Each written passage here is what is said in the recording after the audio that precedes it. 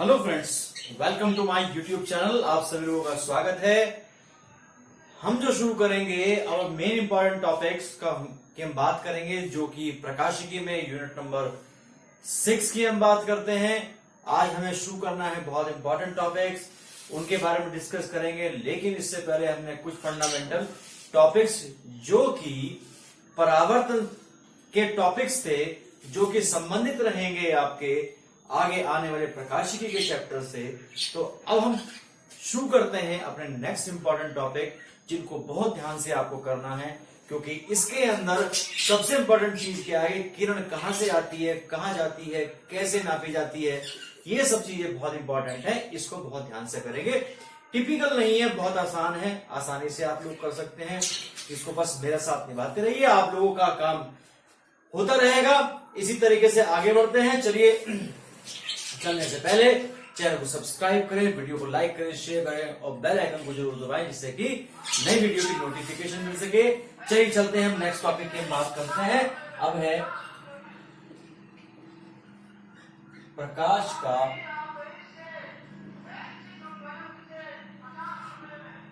का अपवर्तन, that is called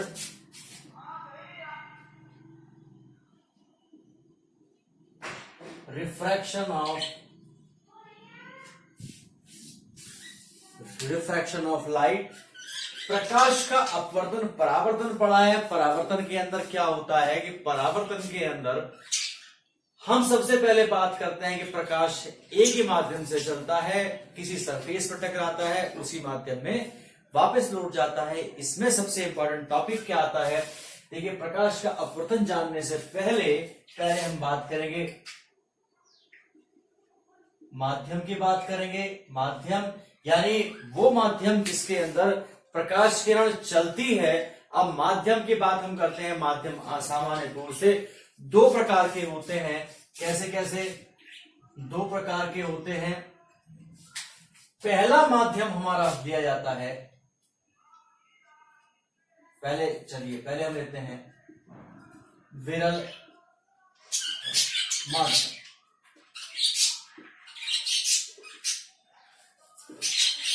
इसको इंग्लिश में कहते हैं रेयर मीडियम।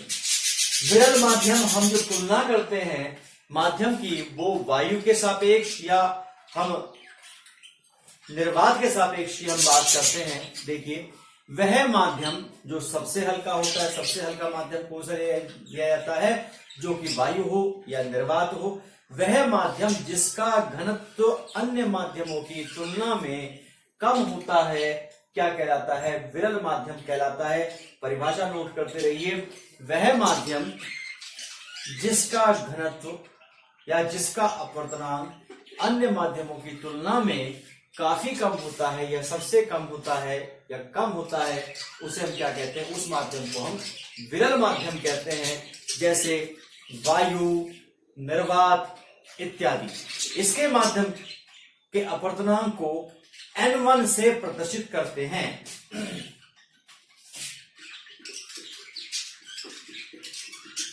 अपवर्तनांक N1 से हम प्रदर्शित करते हैं। अपवर्तनांक का मतलब मैं बताऊंगा। अपवर्तनांक का निरपेक्ष अपवर्तनांक का सीधा मतलब है उस माध्यम के घनत्व से। चलिए, अगला सेकंड बात की हम बात करते हैं सघन माध्यम, डेंसर मीडियम की हमने बात करी है। डेंस मीन्स ऐसा माध्यम जो कि वायु या निर्वात के अलावा कुछ अलग हो। जैसे हम कह सकते हैं गैस, द्रव, तेल इत्यादि। माध्यम कैसा होना चाहिए, माध्यम आपका पारदर्शी होना चाहिए। गैस भरी है कहीं, तो वहां हम जहां सांस नहीं ले सकते, जहां हमें सघनता दिखाई देती है, जहां हमें गाढ़ापन दिखाई देता है, वो माध्यम कैसा कहलाता है, सघन माध्यम कहलाता है। वह माध्यम जिसका अपवर्तनांक या जिसका घनत्व तो अन्य माध्यमों की तुलना में अधिक होता है, क्या कहलाता है, सघन माध्यम कहलाता है। इसके अंदर सघन माध्यम में प्रकाश की चाल विरल माध्यम की तुलना में कम होती है। यह प्रैक्टिकली देखा गया है।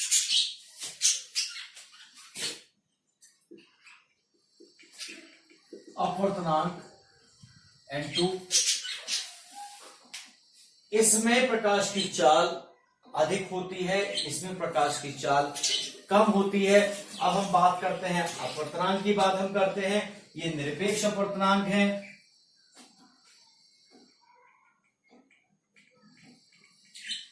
अपवर्तनांक का यहां जो मीनिंग है, यहां दो घनत्वों के तुलना करने से मीनिंग है, और किसकी तुलना किससे करनी है, यह है इंपॉर्टेंट चीज।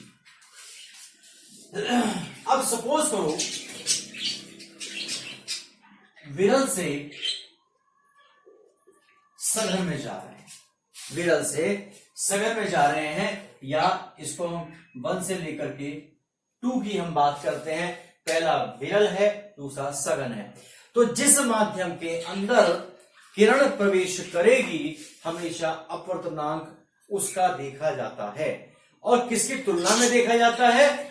तुलना करते हैं उस माध्यम से जिस माध्यम से किरण आ रही है। अपवर्तनांक दो माध्यमों के अपवर्तनांकों की या दो माध्यमों के घनत्व का अनुपात होता है। अब हम क्या करते हैं, लिखते किस तरीके से हैं, किसी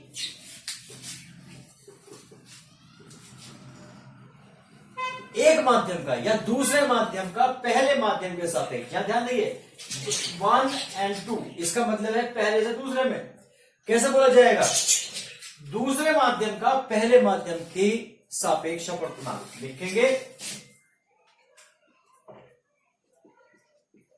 दूसरे माध्यम का पहले के सापेक्ष अपवर्तनांक कैसे लिखा जाएगा? यह है तुलना। तुलना किसकी किससे? तुलना किसकी किससे की जानी है? यह तुलना की जानी है, लिखा जाएगा इसके अंदर N2/N1।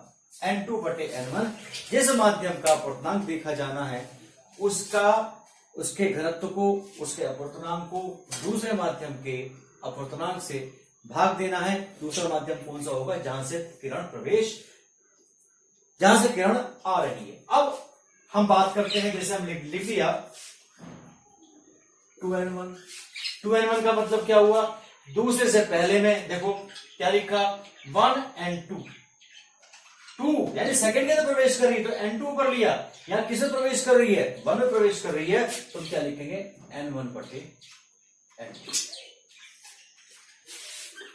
यहां हमें पता है कि N2 greater than N1, N2 का वैल्यू N1 से बड़ा है, तो क्या होगा? तो ऐसी कंडीशन के अंदर, ऐसी कंडीशन में 1 और 2 greater than 1, 1 और 2 का वैल्यू greater than 1 होगा। कंडीशन वहां भी वही है। कंडीशन क्या है? N2 greater than N1, तो ऐसी कंडीशन में 2N1 less than 1। ये चीज हमें बहुत इंपॉर्टेंट है, ये चीज हमें ध्यान रखनी है। अब हम इसके बाद जो टॉपिक की हम बात करते हैं, अब प्रकाश के अपवर्तन के लिए हमने दोनों माध्यम जान लिए। कौन कौन से माध्यम? विरल माध्यम, सघन माध्यम, दोनों जान लिए। अब हम जो बात करते हैं प्रकाश के अपवर्तन की बात करते हैं। चलिए प्रकाश के अपवर्तन की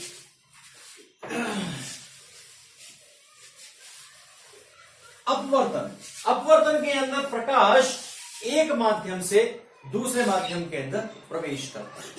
और मैंने आपको क्या बताया कि जब प्रवेश करता है तो उसकी चाल में परिवर्तन होता है। विरल माध्यम में चाल अधिक होती है, सघन माध्यम में चाल कम होती है। तो जिसके कारण क्या होगा? वो जिस मार्ग पे चल रहा है, जिस रास्ते पे चल रहा है, वो उससे विचलित हो जाएगा। इस विचलन की घटना को ही हम क्या कहते हैं? प्रकाश का अपवर्तन कहते हैं। देखिए किस तरीके से, यहां हमने मान लिया वायु, यहां मान लिया हमने कांच। नीचे का हिस्सा कांच है, क्योंकि आपको पता है परावर्तन में मैंने आपको बताया था कोण अभिलंब से नापते हैं। तो ये हमारा हो गया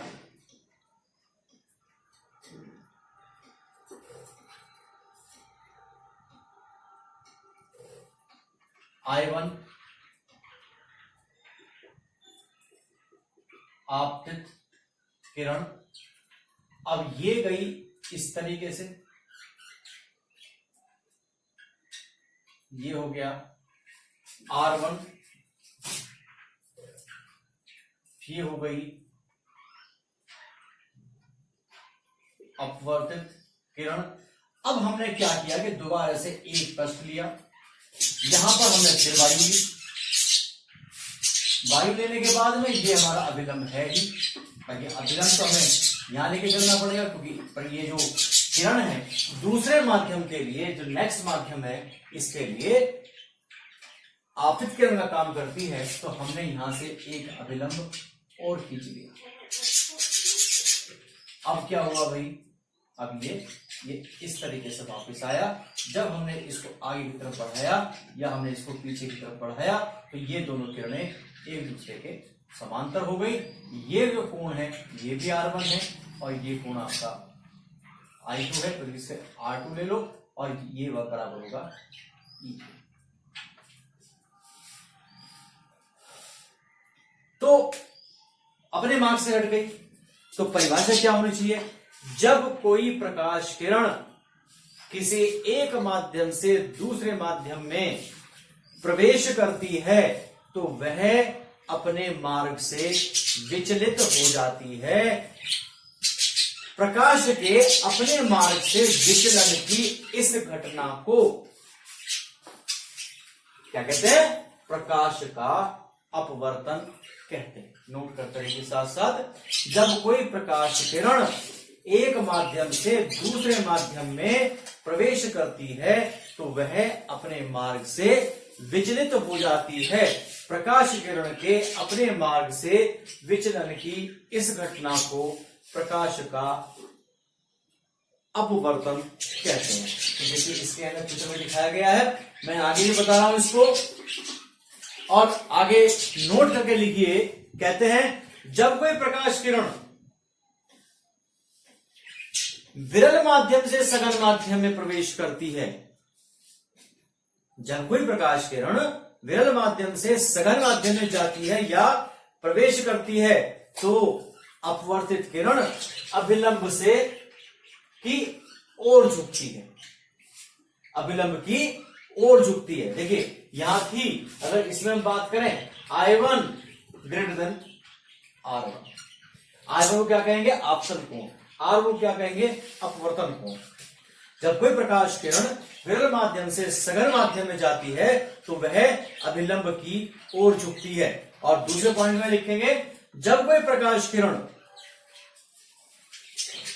सघन माध्यम से विरल माध्यम में जाती है तो वह अभिलंब से दूर हटती है, तो वह अभिलंब से दूर हटती है। तो ये बात पता हमको लग गई। क्या पता लगी, जब विरल से सघन में जाएगी तो अभिलंब की ओर झुकेगी, सघन से विरल में जाएगी अभिलंब से दूर हटेगी। क्या कारण है उसका, कारण इसका यह है, वायु को हम मानते हैं विरल माध्यम, कांच को मानते हैं सघन माध्यम। सघन माध्यम में प्रकाश की चाल कम होती है, विरल माध्यम प्रकाश की चाल अधिक होती है। तो कम होने की वजह से, वो धीमा होने की वजह से अभिलंब की ओर झुकती है, और फिर दोबारा से जब वायु में आएगी तो चाल के अधिक होने की वजह से अभिलंब से दूर हट जाएगी। इस तरह की घटना हमारे पास है। अब हम इसमें जो बात करेंगे, पहले नियमों की बात करेंगे, उसके बाद आगे करेंगे भाई I1 में और E में क्या संबंध है, इसके बारे में हम बाद में बात करेंगे। पहले लिखेंगे अपवर्तन के नियम, अपवर्तन के, प्रकाश के अपवर्तन के नियम। तो प्रकाश के अपवर्तन के दो नियम हैं। पहला नियम क्या कहता है, पहला नियम कहता है, देखिए पहला नियम क्या कहता है, देखिए आपको पता है आपतित किरण है, अपवर्तित किरण है, और इन ये सारे के सारे इस पॉइंट पर आकर के मीट करते हैं। इसको हम कहते हैं आपतन बिंदु। तो क्या पहला पॉइंट क्या होगा, पहला पॉइंट होगा आपतित किरण, अपवर्तित किरण व आपतन बिंदु पर अभिलंब तीनों एक ही तल में होते हैं। कुछ इसका सेंस जो आता है वो हमारे परावर्तन के पहले नियम जैसा आता है। वहां क्या था, आपतित किरण, परावर्तित किरण और आपतन बिंदु पर अभिलंब तीनों एक ही तल में थे। यहां क्या है, आपतित किरण, अपवर्तित किरण व आपतन बिंदु पर अभिलंब तीनों के तीनों एक ही तल में होते हैं, बिल्कुल सेम उसी जैसा है। दूसरे पॉइंट की जब हम बात करते हैं, बहुत इंपॉर्टेंट पॉइंट है, और देखिए इंपॉर्टेंट पॉइंट क्या कहता है इसके अंदर,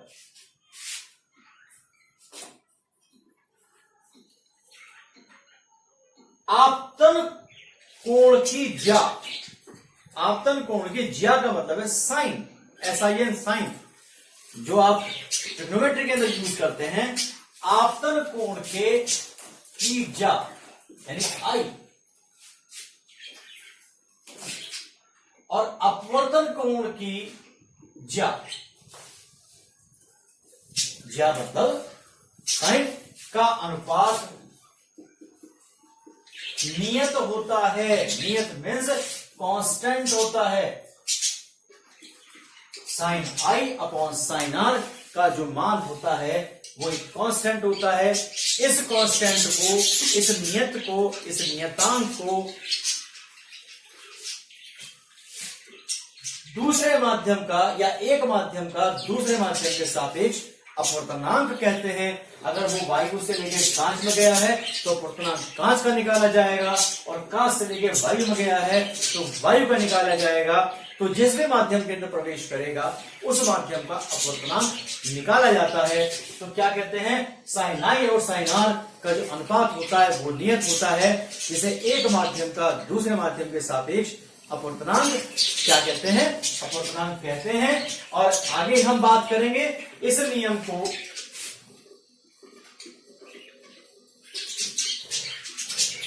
स्नेल का, इस नियम को स्नेल का नियम भी कहते हैं। तो sine I upon sine R को हम लिख सकते हैं sine I upon sine R को लिख सकते हैं एन, यानी अपवर्तनांक एन। तो ये हमारा हो गया स्नेल का नियम हुआ। अब हम जो बात करते हैं इसके अंदर वो करते हैं, जो चित्र आपको दिया हुआ है कि कौन कौन से कोण में क्या संबंध होता है। देखिए ये स्नेल का नियम हो गया। अब किसके से संबंध, I1 और I2 में संबंध, R1 R2 में संबंध की जब हम बात करते हैं, देखिए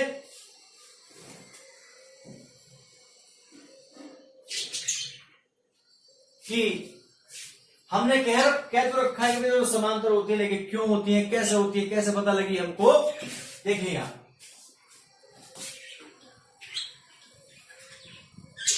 एयर टू ग्लास की जब हम बात करते हैं, एयर टू ग्लास, वायु से लेकर कांच की जब हम बात करते हैं तो क्या लिखा जाएगा, वायु को लिखते हैं ए, ग्लास को लिखते हैं जी।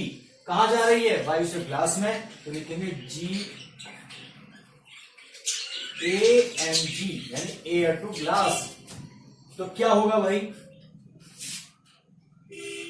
Sign I1 upon sine R1, sine I1 upon sine R1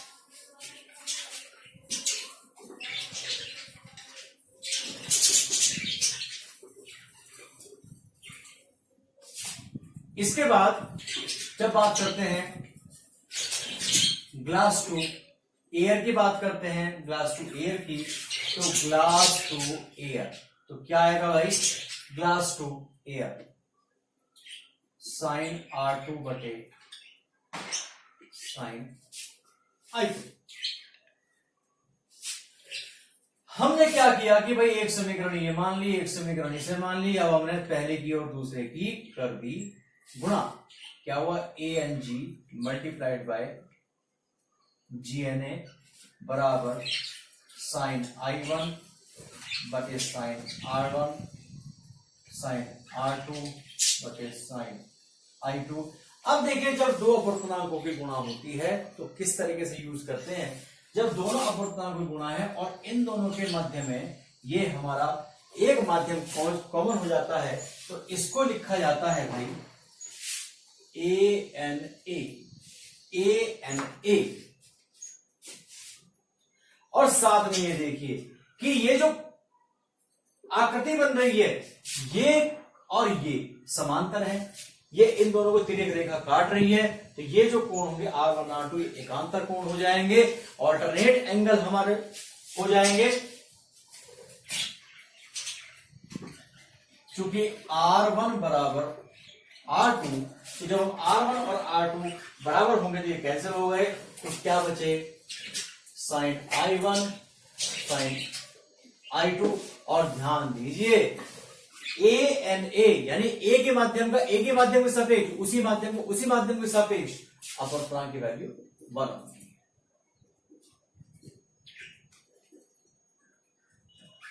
करिए।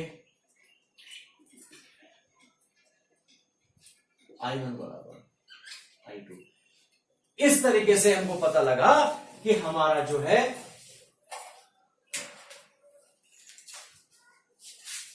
हमारा जो कोण है I1 और I2 दोनों बराबर हो गए, और I2 को E के बराबर रखा गया है, जिसका मतलब है निर्गत कोण यानी बाहर निकलने वाला, जिस पे प्रकाश बाहर निकलेगा। इस तरीके से हमारा जब दोनों कोण बराबर हो गए तो इसका मतलब ये हुआ कि प्रकाश किरण, आपतित किरण व निर्गत किरण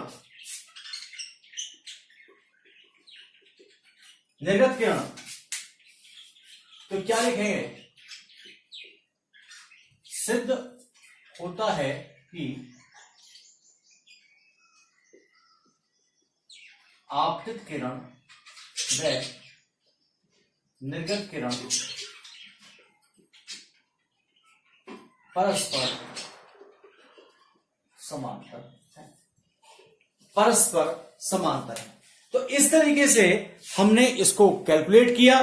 तो आज हम जो टॉपिक लेके चले, हमने प्रकाश के परावर्तन के बारे में बात की। इसके बाद हम बात करेंगे कि जब प्रकाश आपतित किरण ऐसे आ रही थी और निर्गत किरण ऐसे जा रही थी, तो उसमें इस माध्यम के कारण क्या हुआ कि ऐसी स्थिति आई कि दोनों किरणें समांतर तो हो गई, लेकिन इनके बीच में कुछ ना कुछ गैप आ गया। उस गैप को, उस लंब दूरी का नाम क्या दिया जाता है, इसके बारे में हम नेक्स्ट टॉपिक में बात करेंगे और नेक्स्ट वीडियो में बात करेंगे।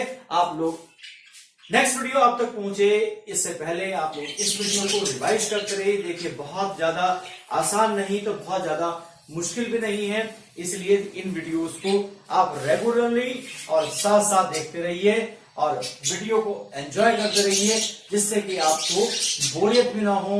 दूसरा, आपको टॉपिक्स के कॉन्सेप्ट्स क्लियर हो, क्योंकि प्रकाश के अंदर किरणों का खेल है, कॉन्सेप्ट्स का खेल है, उसके बिना आप लोग संभव नहीं है कुछ भी करना।